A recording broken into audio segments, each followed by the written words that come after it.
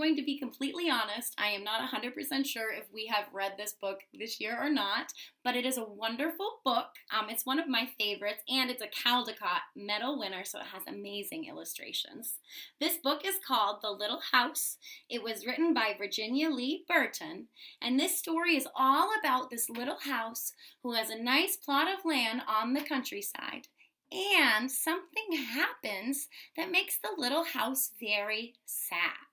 So we're going to read and find out what makes the little house so sad, and if there's anything the little house can do to fix it. The author of this book, Virginia Lee Burton, also wrote Katie and the Big Snow. Do you friends remember that story? It was about the giant snowstorm, and the only one who could save the day was Katie, because remember, she had such a big shovel. Okay, this is the same author, so she is a very famous, wonderful author. The Little House. I'm noticing, looking at this page, that the author is doing a bit of foreshadowing. Can you guys say that? Foreshadowing. And that means the author is giving us a little indication, a little hint of what is going to happen in this story. So I want you to look closely. There are 3 different parts the author is showing us. The first one, this first section, has some people with some bicycles and women in big fancy dresses and men in top hats.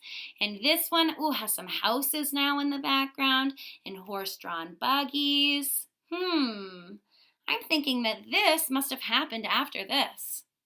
Oh, and then look at this one down here. This one has cars, has other things in it too. I wonder if you can notice anything. Well, the author is foreshadowing what is going to happen in this book. Let's find out. Once upon a time, there was a little house way out in the countryside. She was a pretty little house, and she was strong and well built. The man who built her so well said, "This little house shall never be sold for gold or silver, and she will live to see our great-great-grandchildren's great-great-grandchildren living in her." So this is a wonderfully built little house, isn't it? And he's saying it's so well built that future generations, our great-great-grandchildren's great-great-grandchildren will live here too. That must be a really nice house. The little house was very happy as she sat on the hill and watched the countryside around her. She watched the sun rise in the morning, and she watched the sun set in the evening. Day followed day, each one a little different from the one before. But the little house stayed just the same. And I really love what Virginia Lee Burton did here with the sun rising and setting. Do you see how she did that? And when it starts setting, look, he starts to get tired and yawns. And there's the little house. And do you guys notice how the little house, they said she's happy. Do you see how the author actually gave the little house a face? So there's the nose, and there are the eyes, and there's the little smile. Because the little house is happy.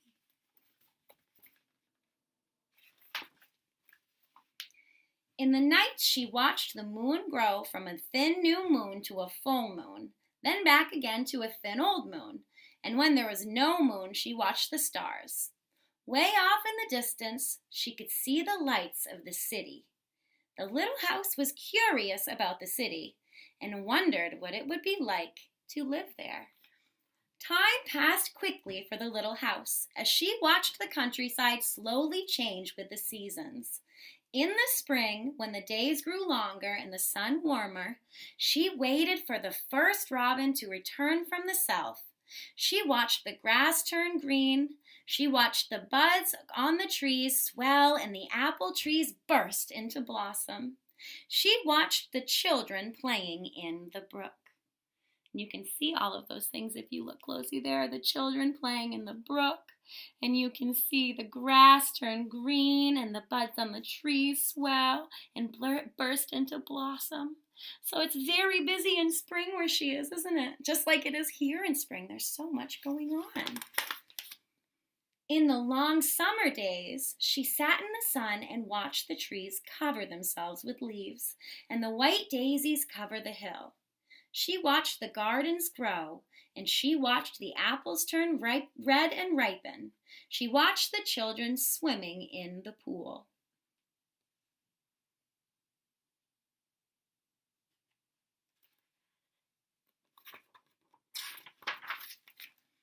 In the fall, when the days grew shorter and the nights colder, she watched the first frost turn the leaves to bright yellow and orange and red. Ooh, that's pretty. She watched the harvest gathered and the apples picked. She watched the children go back to school.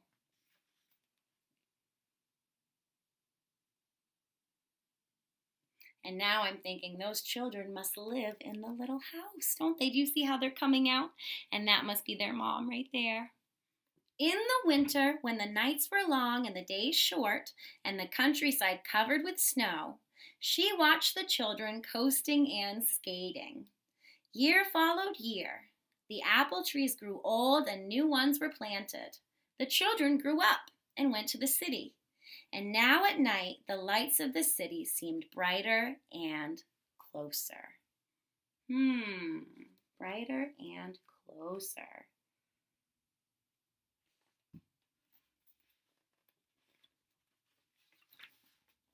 One day, the little house was surprised to see a horseless carriage coming down the winding country road. A horseless carriage? What is that? It's a car. They didn't have those cars back then. Pretty soon there were more of them on the road, and fewer carriages pulled by horses. Pretty soon along came some surveyors and surveyed a line in front of the little house. Pretty soon along came a steam shovel and dug a road through the hill covered with daisies. Then some trucks came and dumped big stones on the road. And then some trucks with tar and sand, and some little stones, and finally a steamroller came and rolled it all smooth, and the road was done.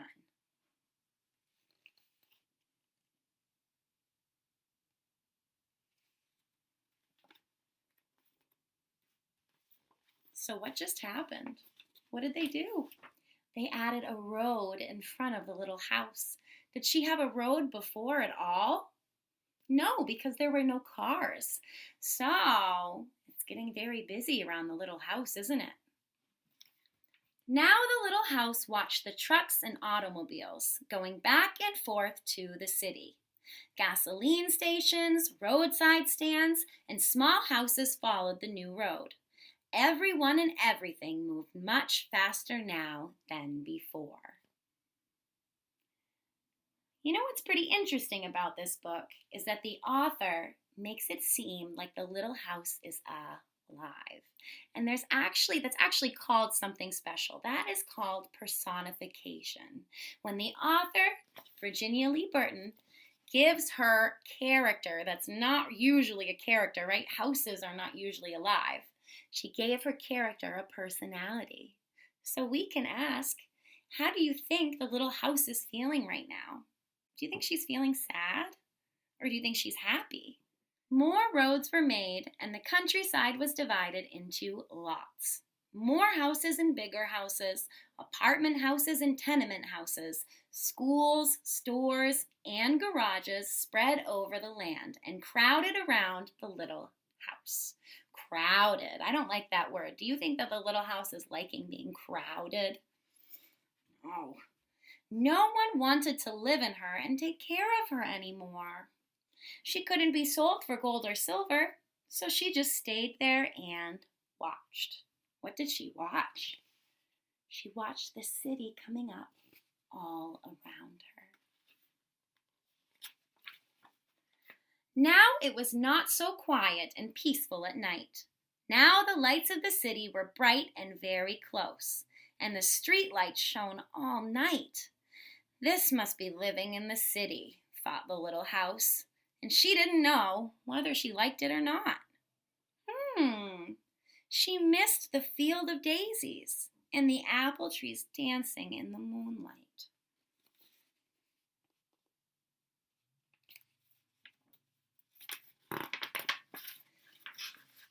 Pretty soon, there were trolley cars going back and forth in front of the little house. They went back and forth all day and part of the night. Everyone seemed to be very busy, and everyone seemed to be in a hurry.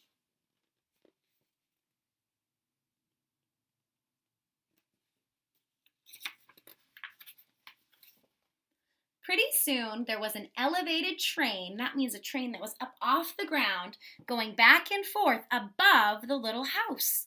The air was filled with dust and smoke, and the noise was so loud that it shook the little house. Can you guys shake? How would the little house shake? Now she couldn't tell when spring came, or summer, or fall, or winter. It all seemed about the same. Well, now I'm thinking she might decide how she feels about this place. Are you thinking she likes it or she doesn't? Pretty soon, there was a subway going back and forth underneath the little house. She couldn't see it, but she could feel it and hear it. People were moving faster and faster. No one noticed the little house anymore.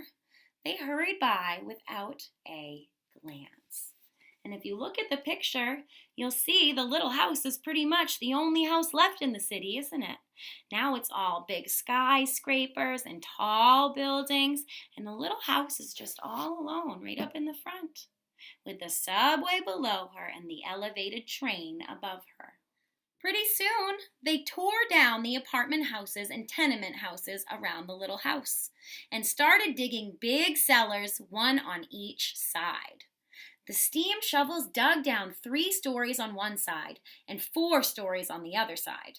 Pretty soon, they started building up. What are they building? Anybody know? I just said what they are. They're in the background here already. They're skyscrapers. They built up 25 stories on one side and 35 stories on the other. Those are big skyscrapers, aren't they? Whoa! Now the little house only saw the sun at noon and didn't see the moon or stars at night at all because the lights of the city were just too bright. She didn't like living in the city. At night she used to dream of the country and the field of daisies and the apple trees dancing in the moonlight. The little house was very sad and lonely. Her paint was cracked and dirty. Her windows were broken and her shutters hung crookedly. She looked shabby. That means like not very good, like she was in not good shape, though she was just as good a house as ever underneath. So she was still a great house underneath those small things that needed fixing up. There was still a wonderfully built house underneath. Then one fine morning in spring, along came the great-great-granddaughter of the man who built the little house so well. She saw the shabby little house, but she didn't hurry by. There was something about the little house that made her stop and look again. She said to her husband, "Well, that little house looks just like the little house my grandmother lived in when she was a little girl. Only that little house was way out in the country, on a hill covered with daisies and apple trees growing around." Does that sound familiar to you, friends? They found out it was the very same house.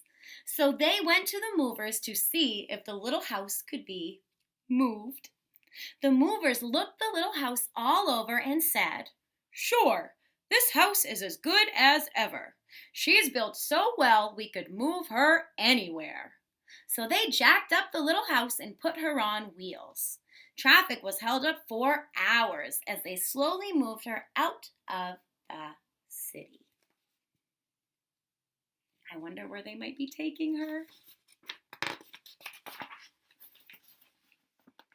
At first, the little house was frightened, but after she got used to it, she rather liked it. They rolled along the big road and they rolled along the little roads until they were way out in the country. When the little house saw the green grass and heard the birds singing, she didn't feel sad anymore. They went along and along, but they couldn't seem to find just the right place. They tried the little house here, and they tried the little house there.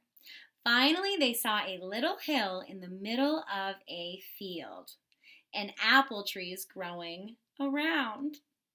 There, said the great-great-granddaughter, that's just the place.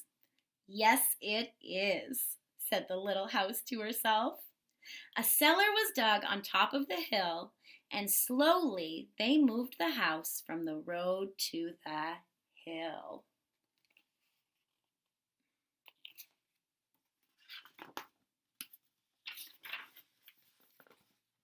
The windows and shutters were fixed, and once again they painted her a lovely shade of pink. As the little house settled down on her new foundation, she smiled happily. Could you guys smile like the little house? Once again, she could watch the sun and moon and stars. Once again, she could watch spring and summer and fall and winter come and go. Once again, she was lived in and taken care of. Oh, did you guys see the smile? She's definitely got a big smile on her face.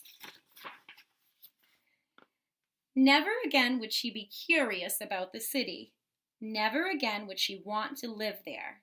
The stars twinkled above her. A new moon was coming up. It was spring, and all was quiet and peaceful in the country. Did you like this book? Because I just love it.